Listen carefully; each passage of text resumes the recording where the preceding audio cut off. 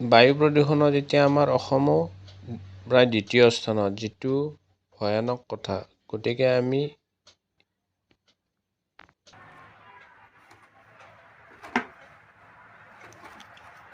Hello' friends, আজিকালি শুকান বতৰ, লগতে আজিকালি বৰষুণ বেছি নহয় বা সকলোতে ধূলিময়, যিহেতু ফাগুনৰ বতৰ বা বায়ু প্ৰদূষণ, বিভিন্ন ধৰণৰ প্ৰদূষণ হৈ থাকে। গতিকে তেনেকুৱা প্ৰদূষণৰ ভিতৰত আমি আমাৰ স্বাস্থ্য ভালে ৰাখিবৰ কাৰণে আজি দুইবিধ প্ৰডাক্ট আছে, কমাৰ্চিয়েল হোম এপ্লায়েন্স প্ৰডাক্ট। একবিধ হৈছে হিউমিডিফায়াৰ বুলি কোৱা হয়। হিউমিডিফায়াৰ হৈছে আৰ্দ্ৰতা কণ্ট্ৰল কৰা, মেইনটেইন কৰা মেচিন। যিটো আগাৰো কোম্পানীৰ, সেইটো বেলেগ বাৰু, সেইটো কোম্পানীটো আগাৰো। এবিধ হৈছে ৰুম হিউমিডিফায়াৰ আৰু আনবিধ হৈছে ভেকুৱাম ক্লিনাৰ। এইটো ভেকুৱাম ক্লিনাৰ। এই দুইবিধ প্ৰডাক্ট মই আজি ৰিভিউ কৰিব ওলাইছোঁ। প্ৰথমতে হ'ল এইটো পেকেট। এইটো হ'ল আগাৰো কোম্পানীৰ ৰুম হিউমিডিফায়াৰ, আৰু এইটো এমেজনৰ পৰা অনলাইনত কিনা হৈছে। আচলতে ৰুম হিউমিডিফায়াৰে ৰুমৰ যিটো আৰ্দ্ৰতা, সেইটো কমি থাকিলে আৰ্দ্ৰতাটো বঢ়াই এটা নিৰ্দিষ্ট লেভেললৈ লৈ যায়। আৰ্দ্ৰতা এটা লেভেলত থাকিলে ডিহাইড্ৰেশ্যন নহয়, মানুহৰ উশাহ নিশাহত, শ্বাস প্ৰশ্বাসত কষ্ট নহয়। বিশেষকৈ পালমোনেৰী ডিপাৰ্টমেণ্টৰ যিবিলাক ৰোগী আছে, শ্বাস প্ৰশ্বাসজনিত বিভাগৰ যিবিলাক ৰোগী, তেওঁলোকৰ কাৰণে এনেকুৱা ৰুম হিউমিডিফায়াৰ যথেষ্ট পৰিমাণে উপকাৰী হয়। এতিয়া আগৰ দিনত ৰুম হিউমিডিফায়াৰ নাছিল। আগৰ দিনত মানুহে শ্বাস প্ৰশ্বাসজনিত বেমাৰত ভুগিলে ডেচকি বা কেৰাহীত গৰম পানী উতলাই সেই গৰম পানীৰ ভাপ লৈছিল। তাৰে এটা মডাৰ্ণ আধুনিক ৰূপ হৈছে এই ৰুম হিউমিডিফায়াৰ।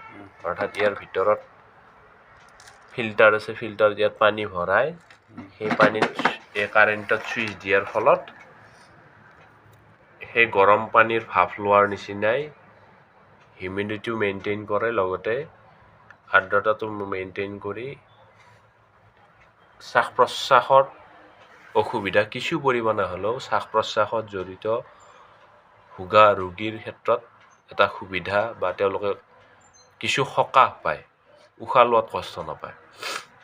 এইটো হৈছে আগাৰো কোম্পানীৰ। আৰু ইয়াত দিয়াৰ পিছত ইয়াত এইটো সুবিধা আছে, ই অট'মেটিক ছুইচ অফ হৈ যায়। যিমান লাগে সিমান হোৱাৰ পিছত ৰাতিটো চলি থাকিলেও অট'মেটিক ছুইচ অফ হয়। গতিকে এইটো এটা ভাল প্ৰডাক্ট আগাৰো কোম্পানীৰ। এইটো ৰুম হিউমিডিফায়াৰ বুলি কোৱা হয়। ইয়াৰ কমন নেমটো হৈছে হিউমিডিফায়াৰ। আন এটা প্ৰডাক্ট হৈছে, সেইটো হৈছে ভেকুৱাম ক্লিনাৰ। এইটো ভেকুৱাম ক্লিনাৰ। এতিয়া আমি ৰুম এটাৰ আমি কিছুমান বস্তু সদায় ধুব নোৱাৰোঁ। যেনেকুৱা পৰ্দাখন, যেনেকুৱা ডানলপৰ কভাৰ আমি সদায় ধুব নোৱাৰোঁ। যিবিলাক বস্তু সদায় ধুব নোৱাৰি, তাততো ধূলি পৰে, সেই ধূলিটো গুচোৱাৰ বাবে ভেকুৱাম ক্লিনাৰ ব্যৱহাৰ কৰা হয়।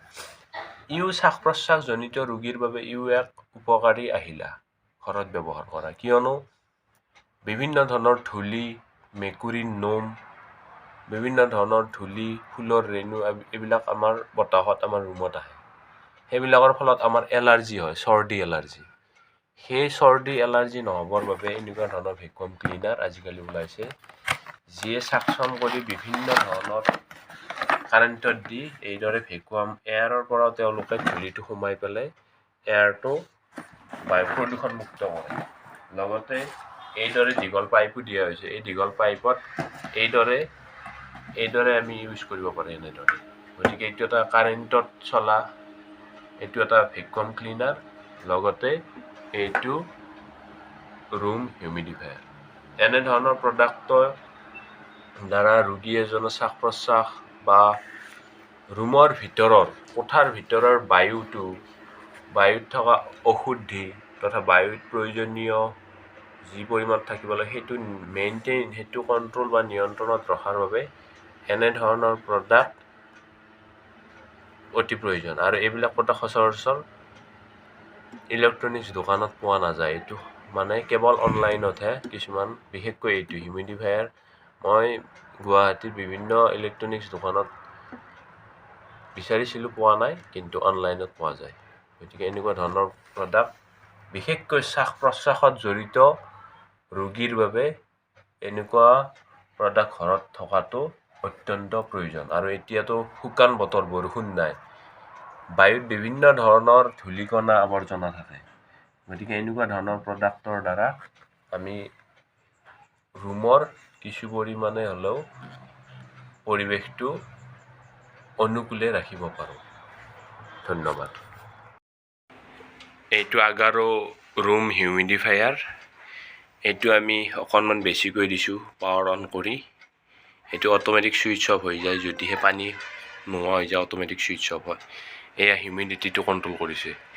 এইদৰে ধোঁৱা ওলাই আছে, এইবিলাক জলীয় বাষ্প হয়। আৰু ইয়াৰ ফলত ৰুমটোত থকা ধূলিকণাবিলাক একাষৰীয় হৈ পৰি যাব ৰুমৰ তলত। লগতে বায়ু প্ৰদূষণটো, ইয়াৰ ফ্ৰেছ এয়াৰ এটা আহে। লগতে শ্বাস প্ৰশ্বাসত জড়িত ৰোগীৰ বাবে ই যথেষ্ট সহায়কাৰক হয়।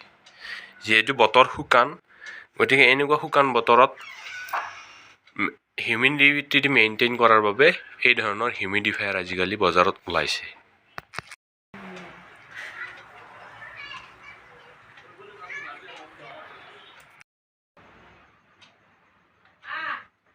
আহিব দেই।